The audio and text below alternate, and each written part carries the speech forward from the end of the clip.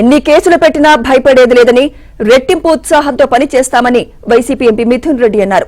TDP ఎప్పుడు అధికారంలో ఉన్నా తనపై కేసులు పెడుతూనే ఉందని ఆరోపించారు.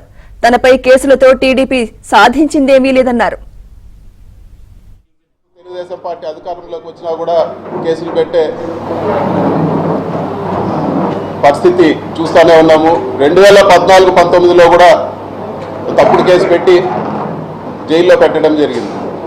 అప్పుడు కూడా చెప్పినాను, ఇది తప్పుడు కేసు, ఇది కేవలం హరాస్మెంట్ చేసేదానికే పెడుతున్నారని ఆ రోజు కూడా నేను చెప్పడం జరిగింది.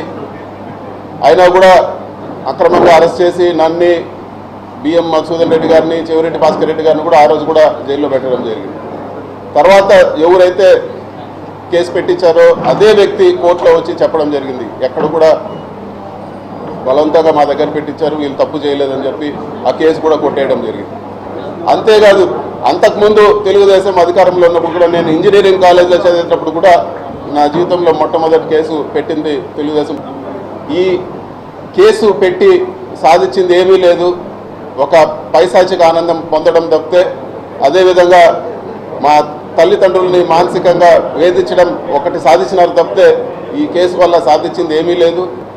మీరు కేసులు పెట్టినా లేకపోతే ఇంకోటి పెట్టినా మేము వెనక్కు తగ్గే ప్రసక్తే లేదు. ఖచ్చితంగా గట్టిగా ఇంకా రెట్టింపు ఉత్సాహంతో పోరాడతామని చెప్పి